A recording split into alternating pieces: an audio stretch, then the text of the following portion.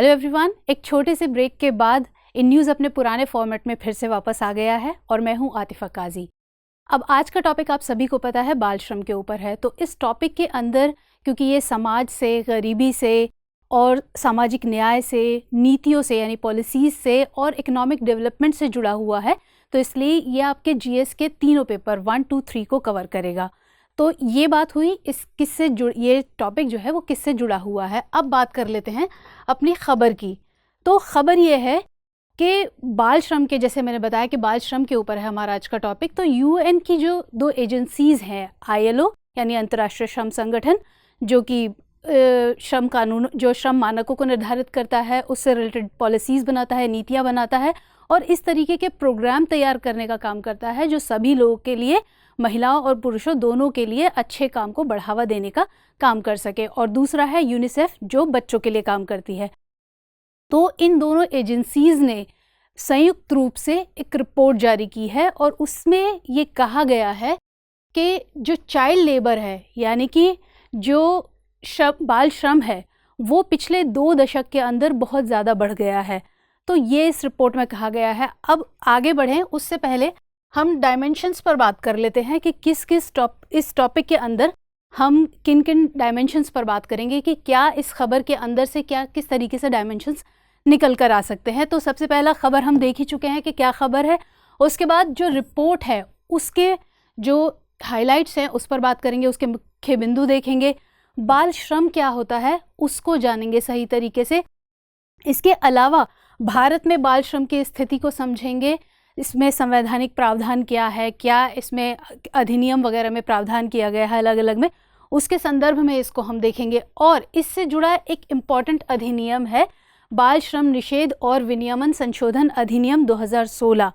इसके आलोक में हम इसको समझेंगे। चुनौतियां रहेंगी, उससे रिलेटेड जो चुनौतियां हैं उन्हें दूर करने के लिए क्या उपाय हो सकते हैं, क्या आगे की राह हो सकती है, उस पर बात करते हुए हमारा रहेगा प्रश्न आज का। अब यहाँ एक बात है जो हम बोल रहे हैं रिपोर्ट के मुख्य बिंदु, तो मैं आपको यहाँ एक बात क्लियर कर दूँ कि जो ये रिपोर्ट की हम बात कर रहे हैं अभी ये पेश नहीं की गई है रिपोर्ट। अब आप सोचेंगे रिपोर्ट पेश नहीं हुई है तो हमने फिर किस तरीके से ले ली। असल में जो मैंने जैसे बताया कि अंतर्राष्ट्रीय श्रम संगठन यानी आईएलओ और यूनिसेफ ने संयुक्त रूप से एक कॉन्फ्रेंस की, प्रेस कॉन्फ्रेंस, और उसमें इसके मोटा मोटी कुछ आंकड़े पेश किए हैं। तो रिपोर्ट कब पेश की जाएगी? वो पेश की जाएगी 12 जून को। 12 जून को।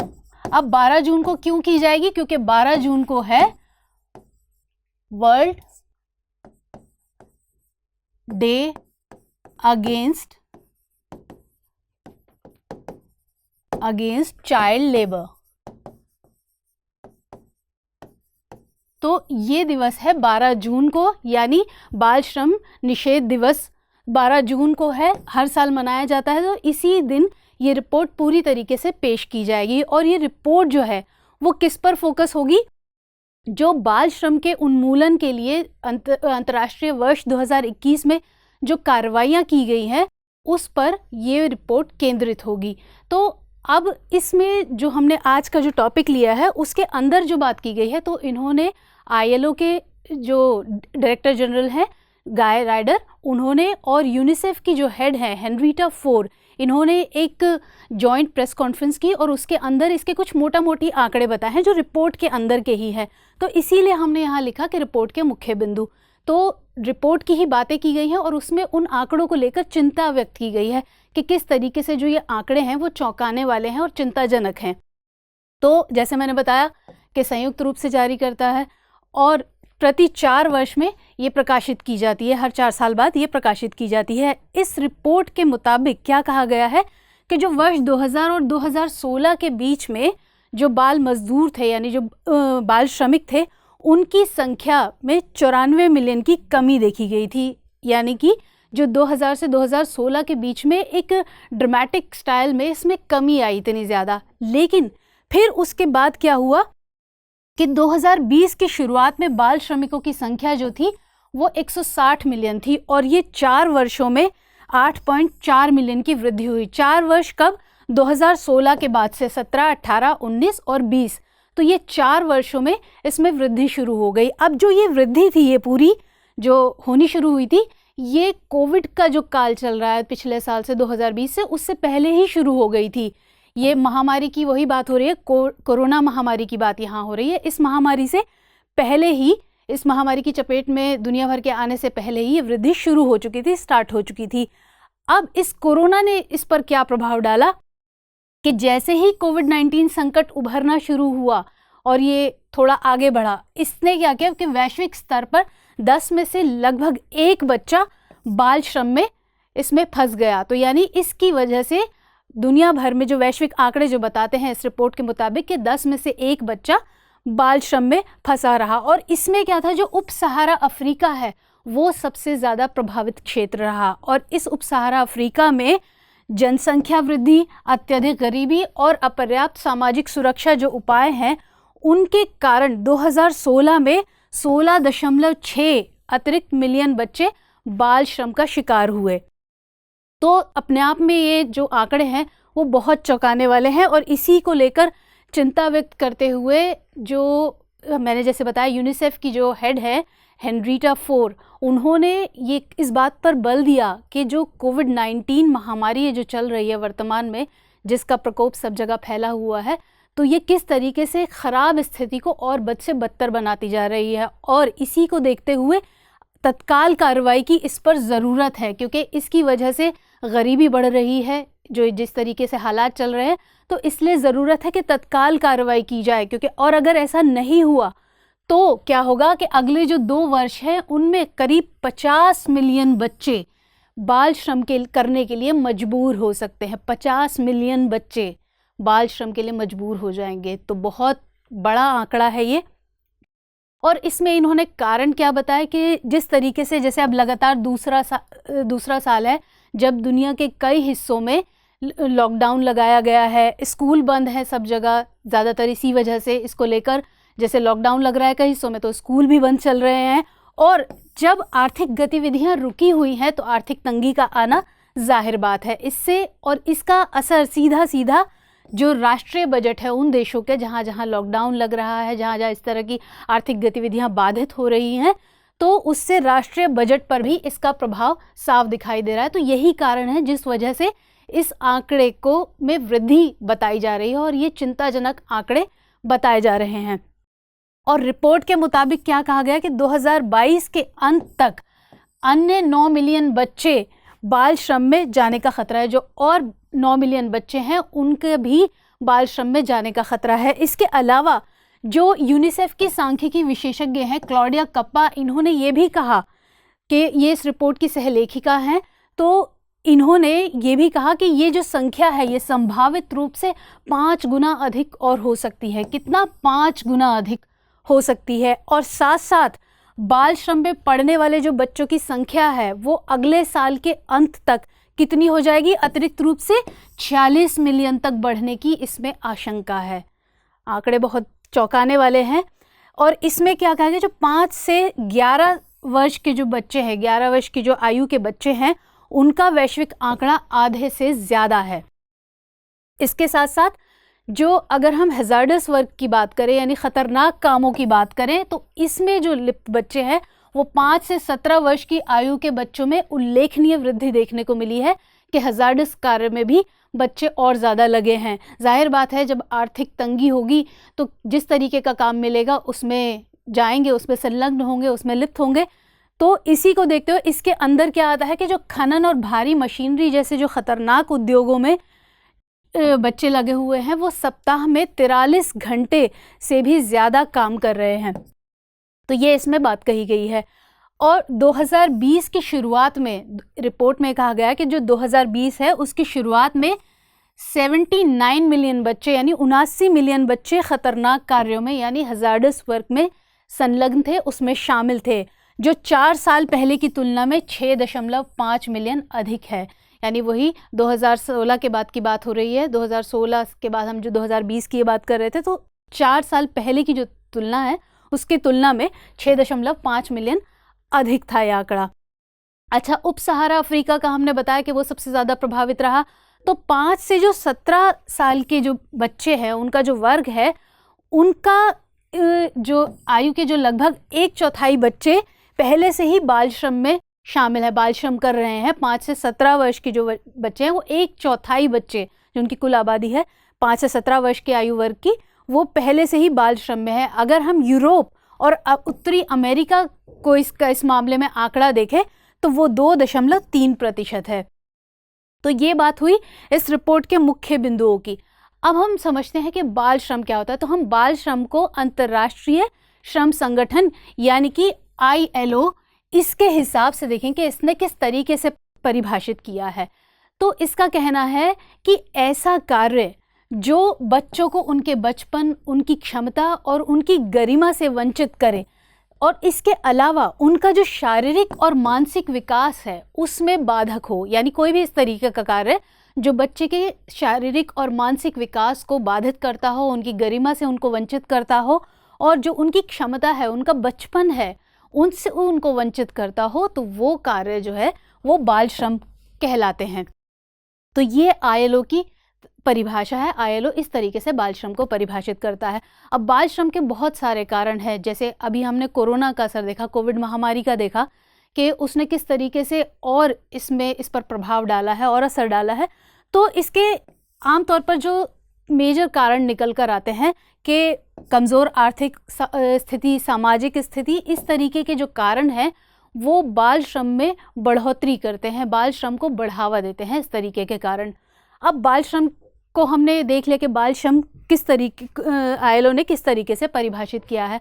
अब भारत में बाल श्रम का आंकड़ा अगर देखें तो ILO के ही मुताबिक, यानी अंतर्राष्ट्रीय श्रम संगठन के मुताबिक, जो भारत की राष्ट्रीय जनगणना 2011 है उसके अनुसार भारत में 5 से 14 वर्ष की आयु वर्ग की कुल जनसंख्या कितनी है, वो है लगभग 260 मिलियन इस आयु वर्ग की जनसंख्या है। और इस कुल आबादी का, यानी जो ये 5 से 14 वर्ष की आयु की जो कुल आबादी की बात कर रहे हैं, उसकी कुल आबादी का करीब 4%, यानी लगभग 10 मिलियन जो बच्चे हैं वो बाल श्रमिक हैं।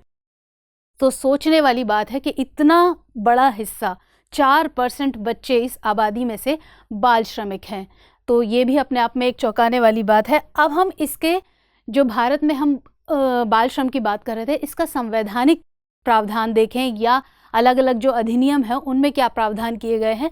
तो सबसे पहले जो अनुच्छेद 24 है, जो मौलिक अधिकार की बात है, तो उसमें 14 वर्ष से कम आयु के किसी भी बच्चे को कारखाने या खान में काम करने के लिए नियोजित नहीं किया जाएगा, लगाया नहीं जाएगा।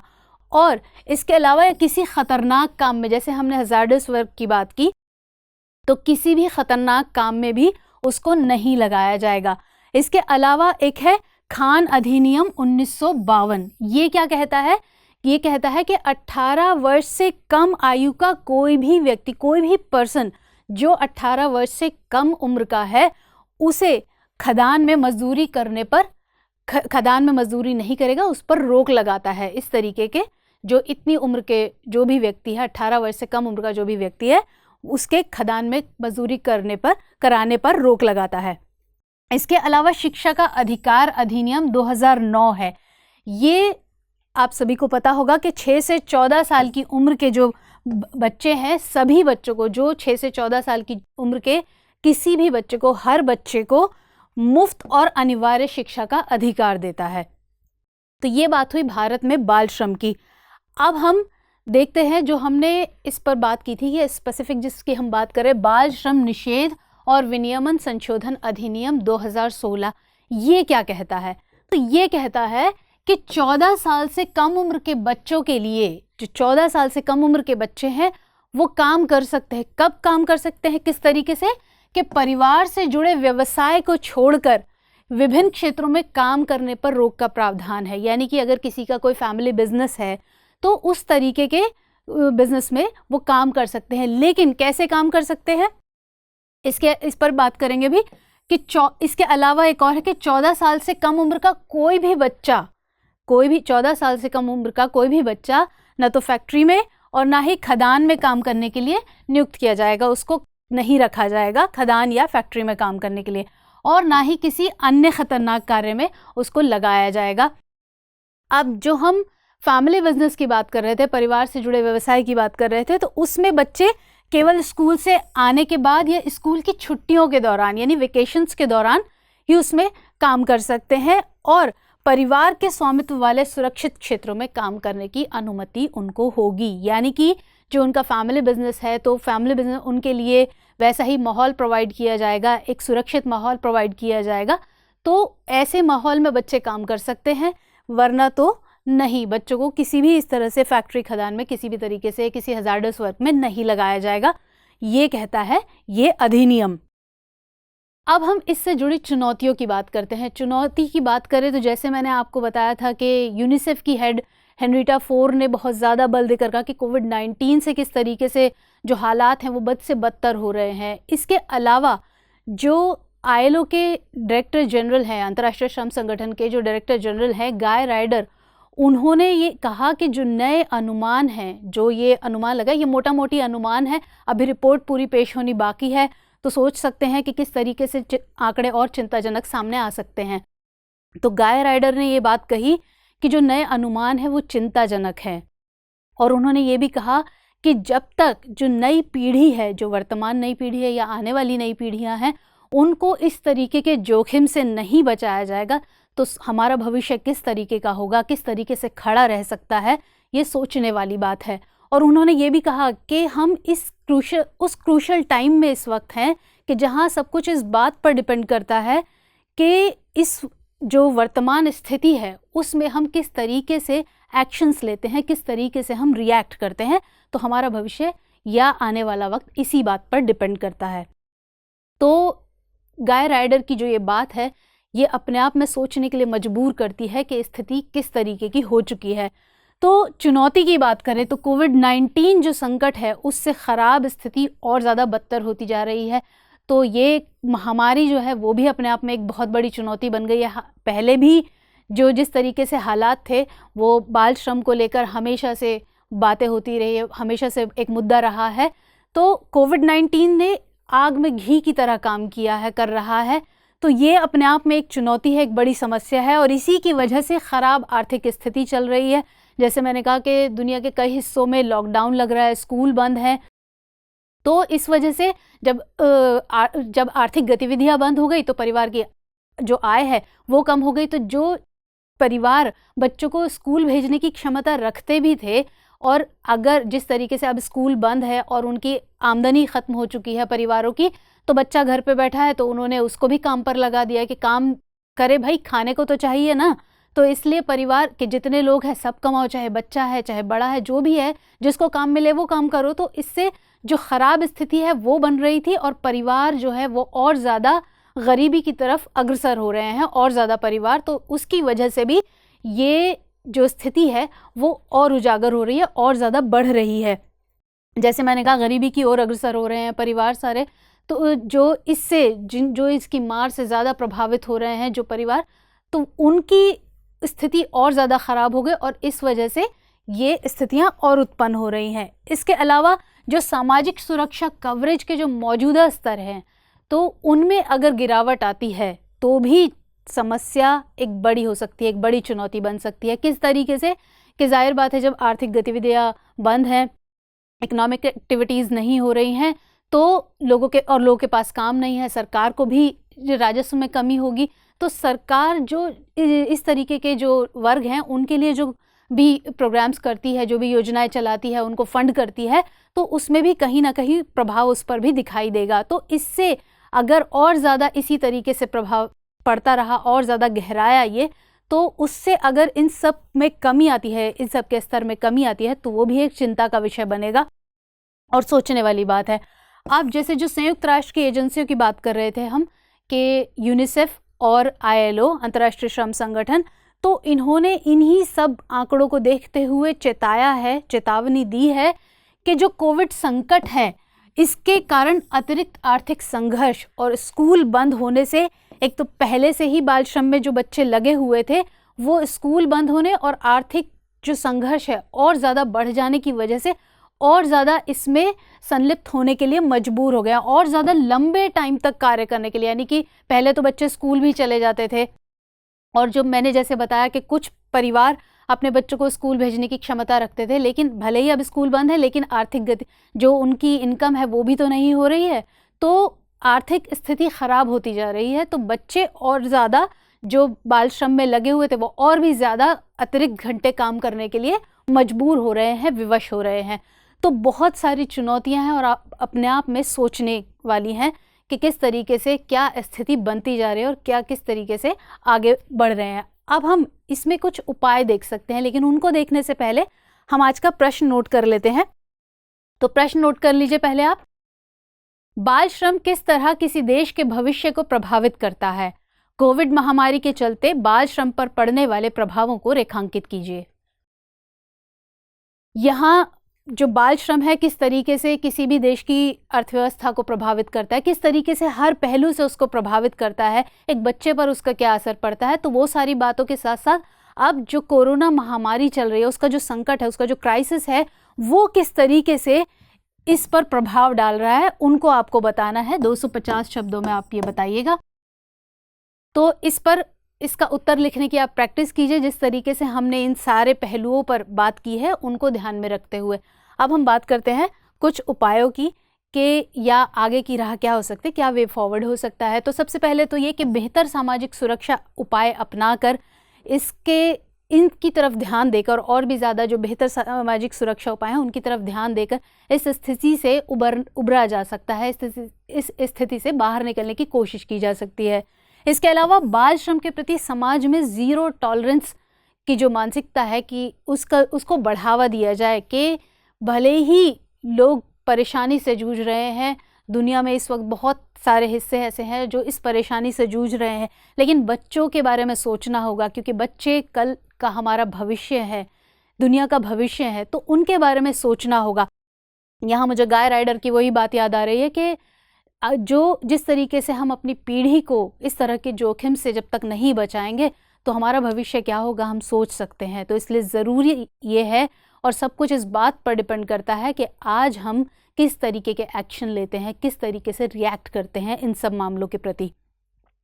तो ये भी एक उपाय हो सकता है। इसके अलावा जो रोकथाम के विभिन्न आयाम है, इस मुद्दे को, इस मामले को रोकने के लिए जो भी विभिन्न आयाम है कि जो सरकार है वो इस तरीके के वर्गों को जो उन पर ध्यान देकर इस तरीके की गतिविधियों को चलाए, उनके ऊपर जितने भी जो परिवार गरीबी की तरफ अग्रसर हो रहे हैं इस तरीके के प्रोग्राम्स चलाए कि उनको मदद मिल सके और बच्चों के उनके साथ साथ पहले उनके रोज़गार के लिए कुछ उपाय किए जाएं, तभी उनको शिक्षा का महत्व बताया जा सकता है। खाली पेट किसी चीज़ का महत्व समझ नहीं आता है। तो जब रोज़गार मिलेगा तभी शिक्षा का महत्व भी समझाया जा सकेगा उनको। तो शिक्षा का महत्व भी समझाया जाए कि बच्चे हमारा भविष्य हैं, उनको पढ़ाना लिखाना, उनका शारीरिक मानसिक विकास बहुत ज़रूरी है, तभी एक सुनहरे भविष्य की हम कल्पना कर सकते हैं। तो ये था हमारा आज का टॉपिक। मुलाकात होगी कल फिर किसी नए और इम्पॉर्टेंट टॉपिक के साथ। तब तक के लिए इजाज़त दीजिए। जय हिंद।